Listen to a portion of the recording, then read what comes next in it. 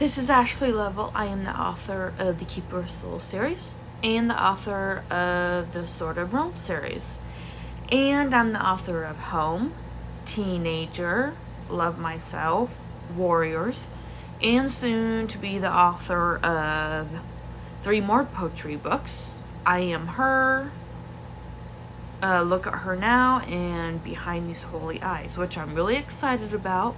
So I cannot wait to get the actual print in my hands. So today I will be reading I'll be reading from Awakened Evil, and I will be starting at chapter 7, which I'm excited about because we are going to be meeting a new character, a new point of view character. So I'm going to take a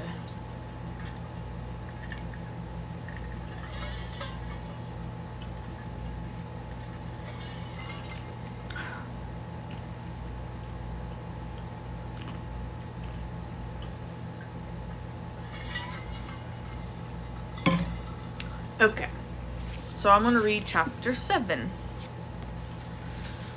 Okay, so the last chapter, 6, was that Madison, one of the main characters, found her brother Keegan dead in his bedroom. And this is where we are leaving off. Chapter 7. Keegan opened his eyes, laying on the floor. He turned his head and saw that the mattress had blood soaked into it. The bed frame and headboard had some on it as well, including the walls and floors. What happened? He sat straight up and moved away, then scrambled to his feet. A red stain imprinted on the carpet. Why is there blood on the floor? He placed a hand on his chest, thinking his heart was pounding to the sight. He waited to feel the rapid beating, but nothing came. That's weird. Where's my heartbeat? He placed 2 fingers on his wrist and waited. Still no heartbeat. What's going on? I have no heartbeat. Then he noticed he could see through his arm. He looked at his feet. The same rug was noticeable. This small rug was noticeable.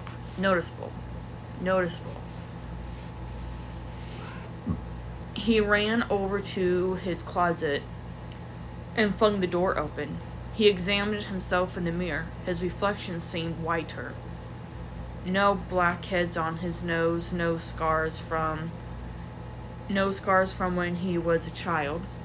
No little pimples on his chin or forehead. For once in his life, his skin was clean and clear. It didn't look like this an hour ago. He stood there staring at his image, trying to figure out what was going on. But then something odd caught his attention. He realized he could see straight through himself. The dresser with the TV and Xbox on it were there. Whoa. He touched his chest again. Hey. What are you doing? He touched his chest again, then remembered. He came home and closed himself in the room. An image of a woman appeared minutes after Madison had left. The woman tossed him back and forth across the room. Then she slit his throat with her hand. He touched his neck, then looked back at the bed frame. Could I be dead and don't know it yet? Am I earthbound and a lost soul? He walked over to the window. He couldn't believe he was dead. Who was that woman that killed me? She didn't seem or look familiar. She looked transparent, and I couldn't make out her features.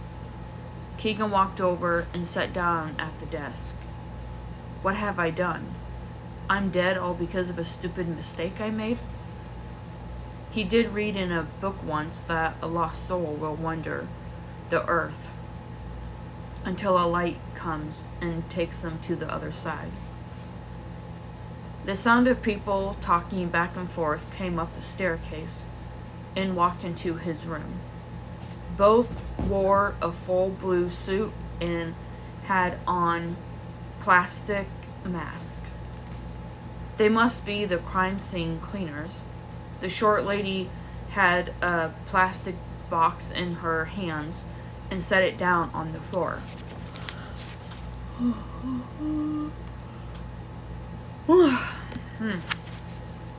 The man had a clipboard writing stuff down. Let's remove the bedding first. Working together as a team, they rolled up the bedding and pushed it down in a red plastic bag. The man cut the mattress around the blood stain and folded it and placed it in a large garbage bag with the blankets. The man and lady covered the mattress with a large piece of plastic. 2 other cleaners took it downstairs and out of the house. The lady wiped the walls down one by one for any more signs of blood spots, as the man cut the carpet out of the floor where blood had dripped. Keegan turned around and couldn't bear to watch anymore. Once the people finished for the day, they left the house and he was now all by himself.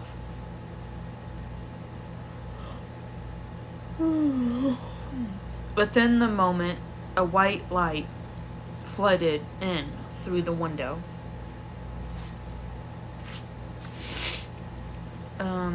Keegan shot up from the chair and stayed cleared of it.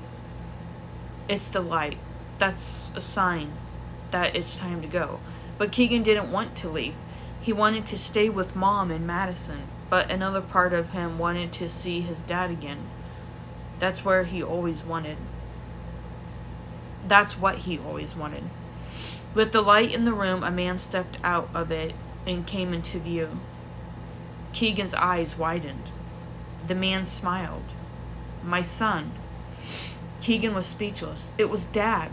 He knew Madison would do anything to have this moment, to see Dad again and hug him, to know that he would be all right after all these years. That he was all right after all these years. Dad wasn't older like he was when he died. He was a lot younger, maybe in his early 30s. Dad? He smiled. Keegan, you have grown up, my son. He placed both hands on his shoulders. Look at you. You have gotten so tall. Keegan wrapped his arms around him and held on. I can't believe it's you. I'm glad to see you too, son. Let's sit. He knew it wasn't good because if he did something terrible or wrong, his dad always said, let's sit. And it meant they were going to have a talk. They both headed downstairs and sat at the kitchen table. His dad looked around and back at Keegan and smiled. Your mother didn't change anything that I remodeled. Keegan shook his head. She wanted to keep the memory of you alive as long as she could. I agree with you, son. That makes me feel good as a husband. But I've been watching you. You have been a bad boy. Keegan tipped his head down with disappointment. I knew this was going to happen. What a shame for him to see me acting out. Partying at your friends' houses when you knew your mother said not to. Drinking, doing drugs, playing with the Ouija board. Soon after the passing of his dad, Keegan wanted to know about the afterlife, ghosts, and demons. He even bought a Ouija board.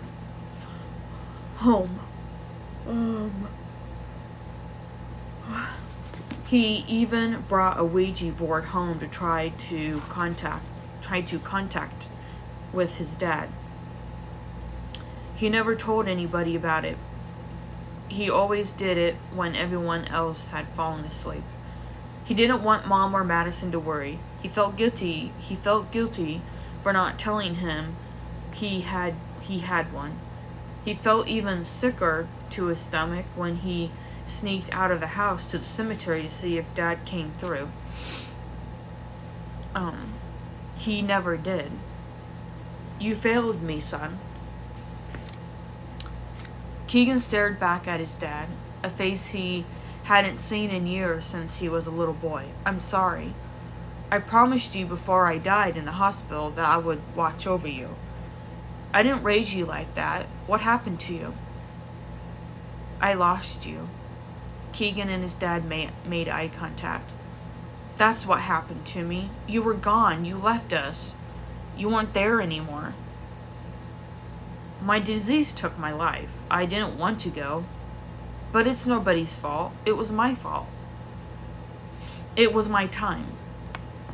God called for me and I followed him into his arms, knowing it was the best thing.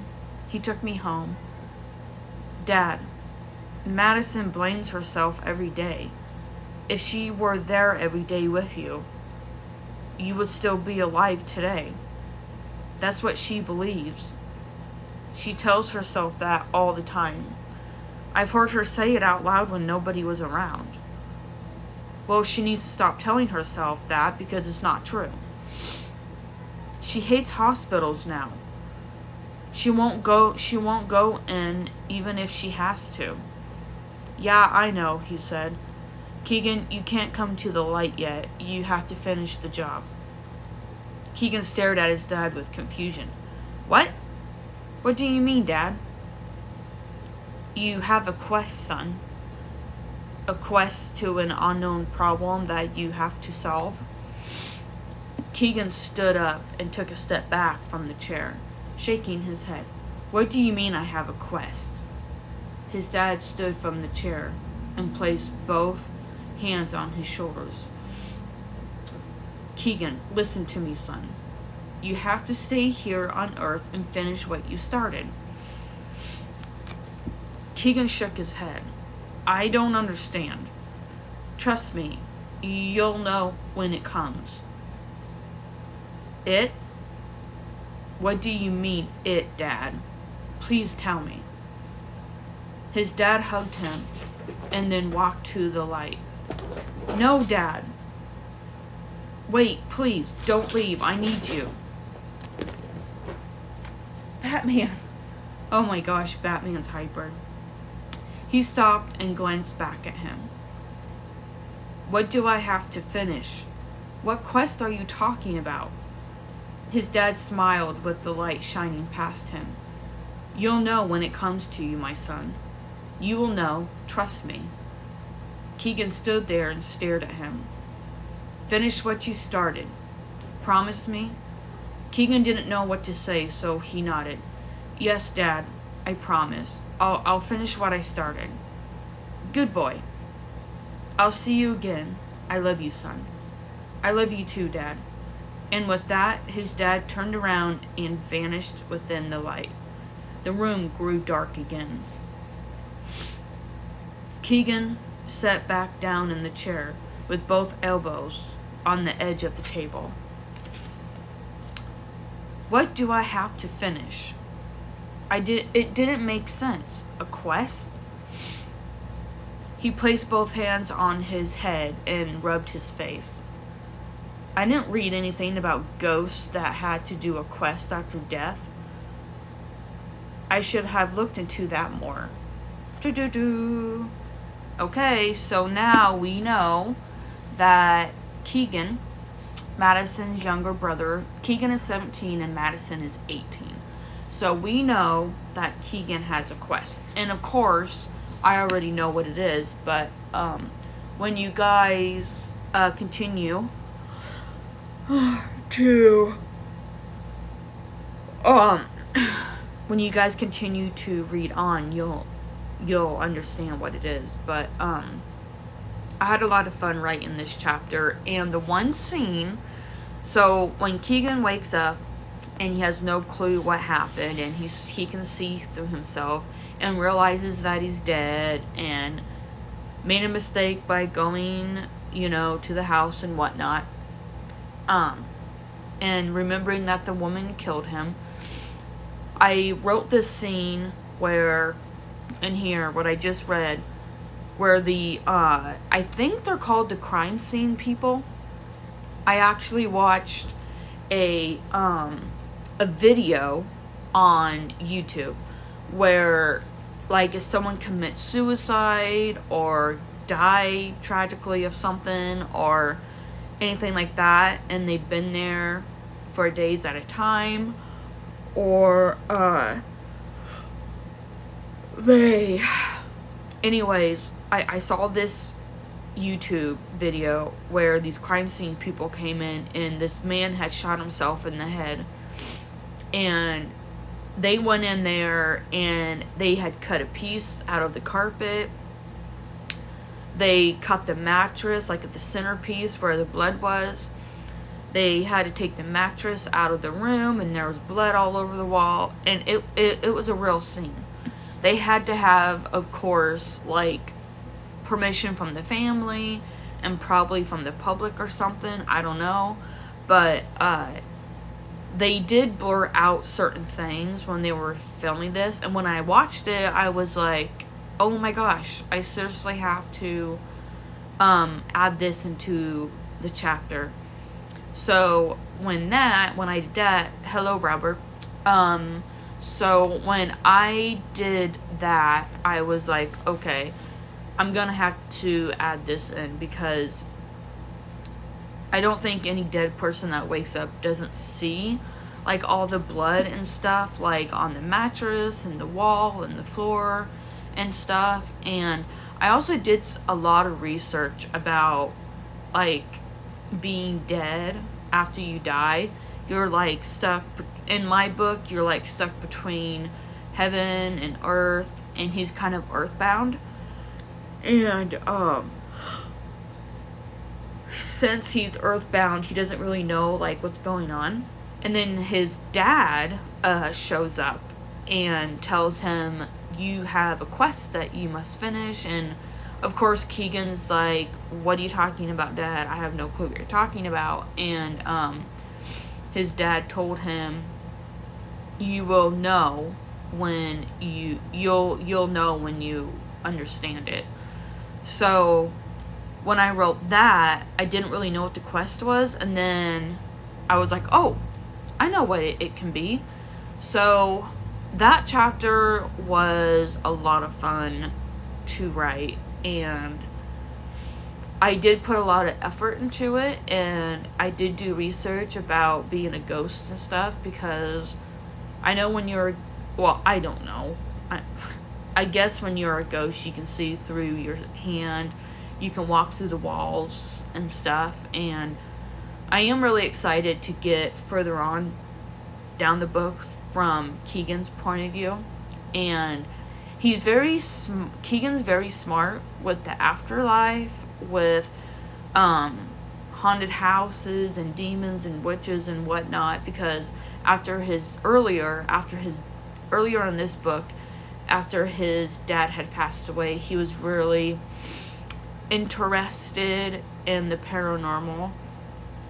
Like, I did mention in this chapter I just read that he went to the cemetery with the Ouija board and to try to contact his dad, which it didn't work a few times.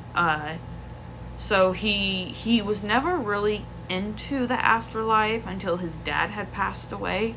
So I just really got into like the afterlife aspect, because I knew Keegan was going to die and he was going to lose his life over a mistake that he made back at the witch's cabin.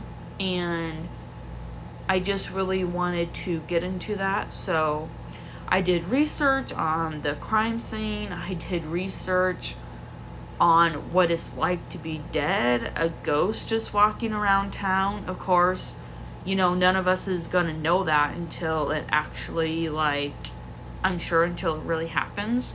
So, but I've had a lot of Christians tell me that you don't get to stay, or you don't get stuck between heaven and hell. you either go to heaven or hell, and that's it.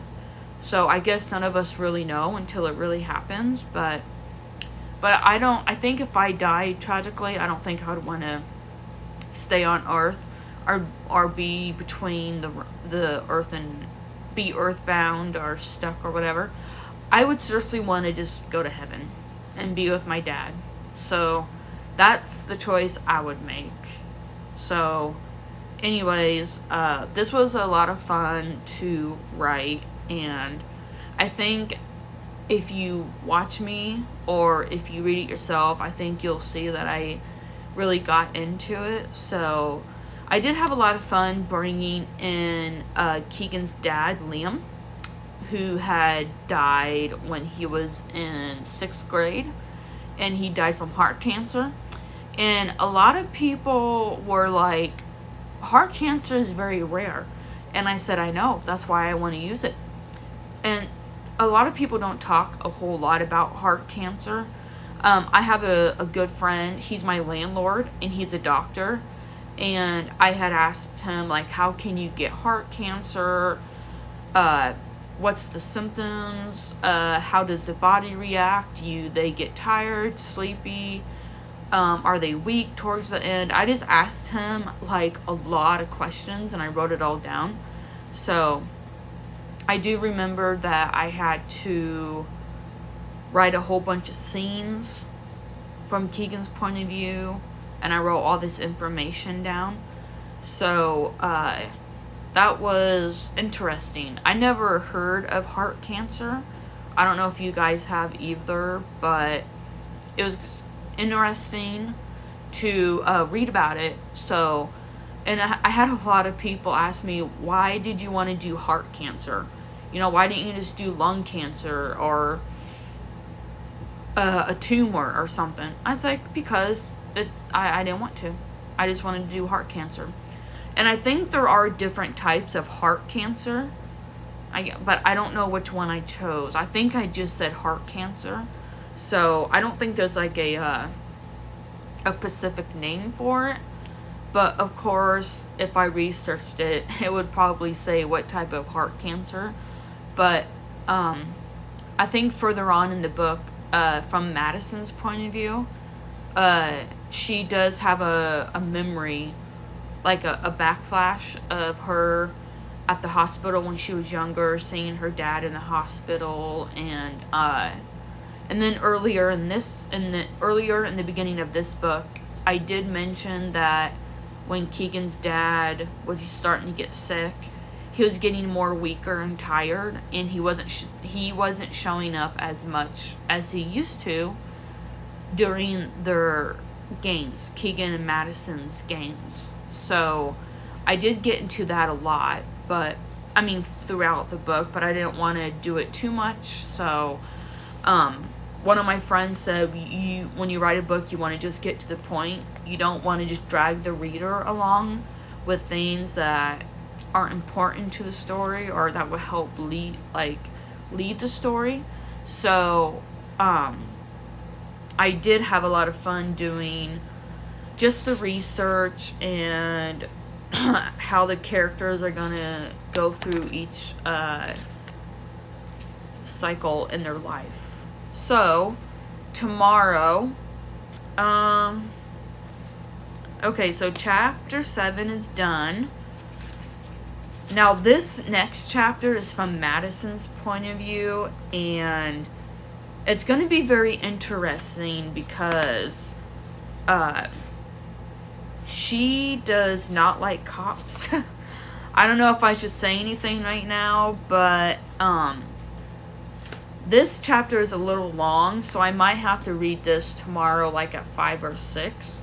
But I don't know. Maybe I'll read it after church. If it's not raining tomorrow, I would like to ride my bike. I did ride my bike today, and I did go to the vendor thing. It's if you live in Knoxville, Iowa, it's like right across from where the old Dairy Queen used to be. And I actually do remember the old Dairy Queen. We all, on the last day of school, all of us kids on the bus went and had ice cream. So that's how I remember the old Dairy Queen. But then right across the street, there's a school, which I remember going to that school, but I don't remember the gym inside it. But anyways, there was a vendor like going on, and I went there and bought some stuff. And I actually went and bought this. I think it was $25. It's Get Wild, and I'm a country girl, and I bought this, and I love it, and it's my favorite color. So I'm like, oh my gosh, I have to get this. So I got that. And I got a whole bunch of other stuff. It's all in here. Hi, Batman. Let's see. I got this right here. It's like a soup thing. You just put it on top of the stove and you stir it. And you can, this is the potato cheddar. I love potato cheddar. And then, there was an older lady selling this. And then there was another lady selling like towels and rags, and she gave me like a little kit thing. And then let's see what else. I think that's it. Oh, she also gave me some spices. So anyways, so I just thought that'd be cool to show you guys what, you know. But anyways, so okay, so I'll be reading chapter 8 tomorrow. I have no clue what time. I get church is done like at 10:45. Or no, wait. 10 o'clock, because there's 2 services now. So there's one from 9 to, I think, 10. 9 to 10:30 is what I'm thinking. So I'll probably just read this at the next chapter at 7 or maybe 5 o'clock. This chapter is actually long. 1, 2, 3, 4, 5, 6, 7. Oh my lord. 8 pages long. But that's okay. I get through my chapters anyways. Right, Batman?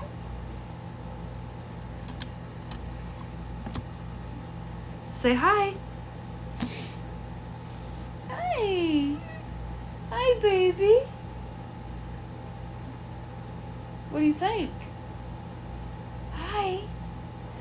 Hi, handsome.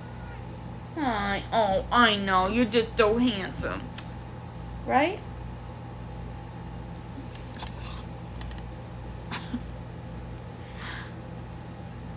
Batman. What's that? It's a camera. It's a camera. Okay. He's getting annoyed by me, obviously. Okay, so I'll see you guys tomorrow around probably 6 or 7 to read chapter 8 from Awakened Evil. So I will see you guys tomorrow. And thank you so much for joining me. Bye.